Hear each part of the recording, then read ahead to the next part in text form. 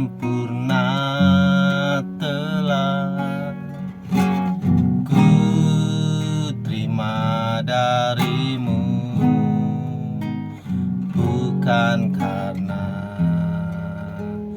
kebaikanku, hanya oleh kasih karuniamu kau pulihkan aku, layakkanku untuk dapat memanggilmu Bapa. Kau beri yang ku pinta saat ku mencari, ku mendapatkan.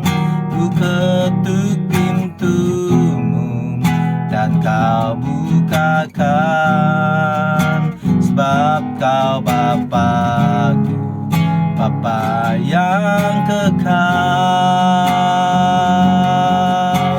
Takkan kau biarkan aku melangkah hanya sendirian. Kau selalu ada bagiku, sebab kau Bapa-Ku, Bapa yang kekal. Ya, shalom saudara-saudaraku yang kekasih dalam nama Tuhan Yesus Kristus. Bagaimana kabarnya? Katakan saya sehat, kuat, makmur, panjang umur, awet muda, dan selalu diberkati Tuhan. Amin. Apa yang kita perkatakan, apa yang kita deklarasikan, apa yang kita imani dan percayai, itu akan terjadi. Itu akan terjadi atas kehidupan kita. Karena firman Tuhan mengatakan, saudara-saudaraku, dalam Amsal 18 ayat 21 mengatakan, hidup dan mati dikuasai oleh lidah. Siapa suka menggemakannya akan memakan buahnya. Amin. Jadi apa yang kita perkatakan, apa yang kita pikirkan, apa yang kita imani, apa yang kita percayai, itu akan terjadi atas kehidupan kita. Amin. Nah, saudara-saudaraku, tadi saya menyanyikan sebuah lagu yang berjudul Kasih yang Sempurna. Nah, lagu ini mungkin saudara sudah sering kali mendengarkan pujian ini. Mungkin berapa orang mungkin sudah hafal lagu dengan pujian ini. Mungkin berapa orang juga sudah berkali-kali menyanyikan pujian ini, saudara-saudaraku. Nah, pujian tadi mengatakan, kasih yang sempurna telah kuterima darimu, bukan karena kebaikanku, hanya oleh karena kasih karuniamu. Kau pulihkanku, layakkanku tu dapat memanggilmu.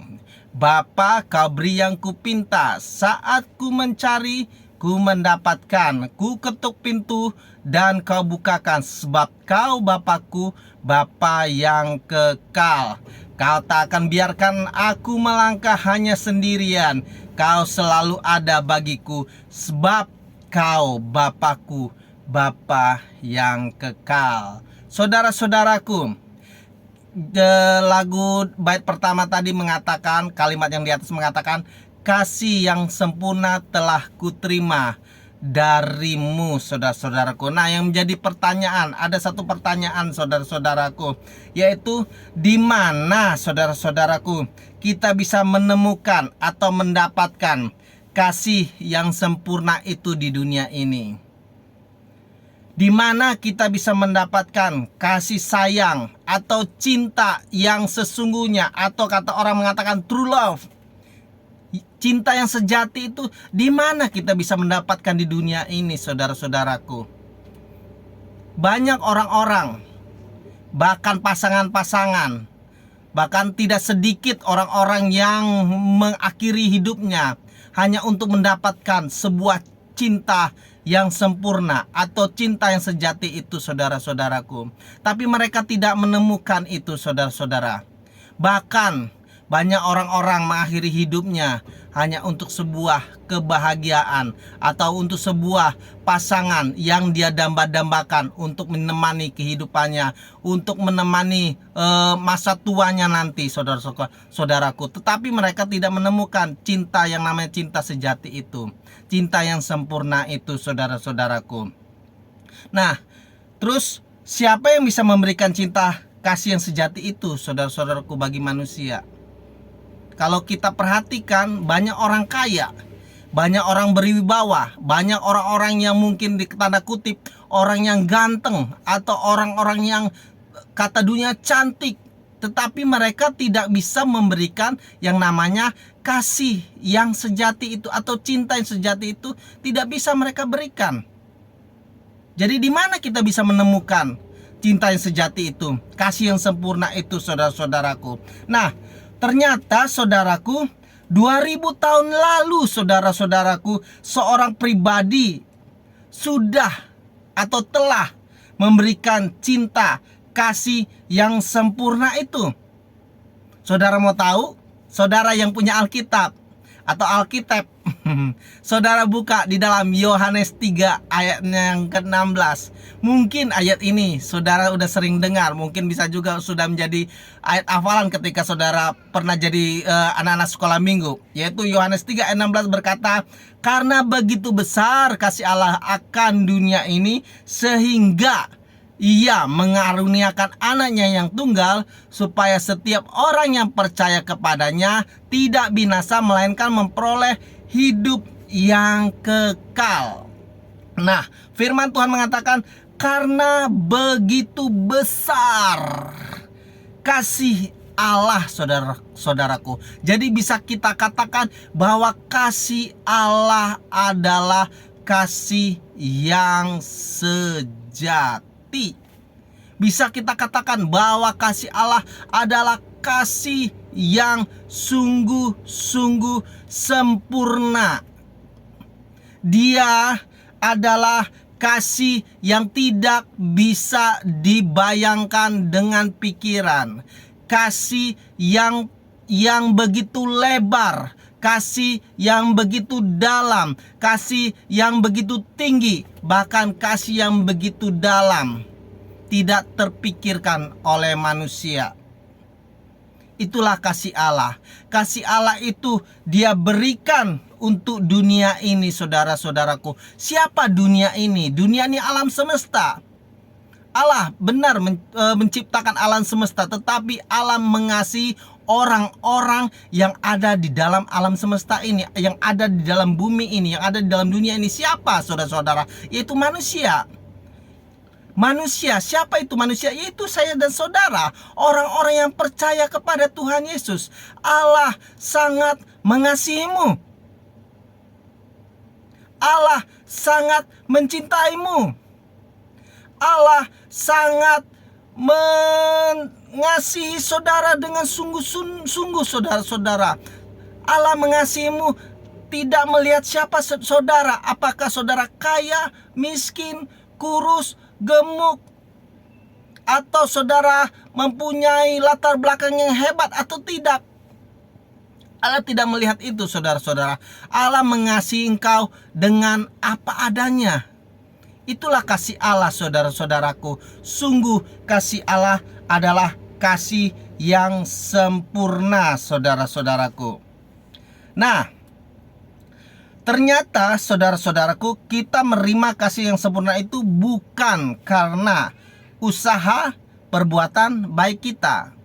Jadi ketika kita menerima kasih karunia atau menerima kasih yang dari Allah itu bukan karena usaha kita, bukan karena kita berkenan, bukan karena kita layak menerima kasih yang sempurna itu, saudara-saudaraku. Tidak ada usaha dari manusia atau tidak ada kebaikan dari kita yang bisa layak menerima kasih sempurna itu. Itu semua karena kasih karunia dari Tuhan. Apa kasih karunia itu, saudara-saudaraku? Kasih karunia adalah pemberian yang tidak layak kita terima, tetapi kita terima. Apa itu, saudara-saudaraku? Yaitu salib Kristus. Amin, saudara-saudaraku. Apa bukti? Apa bukti Allah begitu mengasihi saudara? Dia mengaruniakan anaknya yang tunggal turun ke dunia ini, lahir di dunia ini, lahir di kandang domba yang begitu hina. Kemudian dia mati, disalibkan. Hanya untuk siapa, saudara-saudaraku? Hanya untuk Anda semua. Itulah bukti kasih Allah yang besar itu, saudara-saudaraku. Untuk tujuan apa? Untuk setiap orang yang percaya kepadanya tidak binasa. Tujuannya adalah untuk saudara memperoleh hidup yang kekal, memperoleh keselamatan itu, saudara-saudaraku. Keselamatan untuk masuk surga, keselamatan untuk dunia ini. Saudara-saudaraku, Yesus sudah menanggung segala kutuk kita. Yesus sudah menanggung segala kegagalan kita. Yesus sudah menanggung segala sakit penyakit kita. Yesus sudah menanggung segala kemiskinan kita. Yesus sudah menanggung segala kelemahan kita. Sudah menanggung segala kebangkrutan kita. Sudah menanggung masa depan kita yang suram, dan memberikan masa depan yang penuh dengan harapan. Itulah kasih Allah bagi dunia ini, saudara-saudaraku. Jadi saudara sangat beruntung kalau saudara bisa percaya kepada Tuhan Yesus. Amin. Jadi bagaimana caranya untuk kita bisa meraih apa yang sudah Tuhan berikan untuk hidup kita? Keberhasilan, keberuntungan, kesuksesan, segala sesuatu, kesembuhan, sudah Tuhan berikan itu melalui pengorbanannya di kayu salib.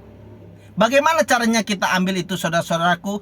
Ambil itu dengan keyakinan dan kepercayaan iman yang sudah Yesus berikan di dalam kehidupan itu. Dan iman itu ada di dalam diri saudara.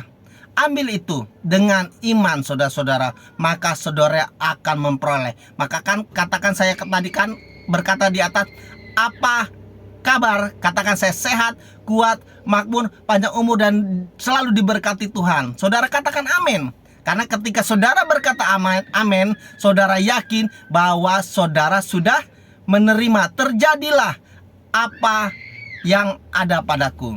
Terjadilah sesuai dengan perkataanmu, Tuhan. Nah, itulah saudara-saudaraku. Jadi ketika saudara mendengarkan firman ini, saudara katakan amin, maka saudara akan mendapatkan itu bagi hidup saudara. Tuhan Yesus memberkati kita semua. Amin.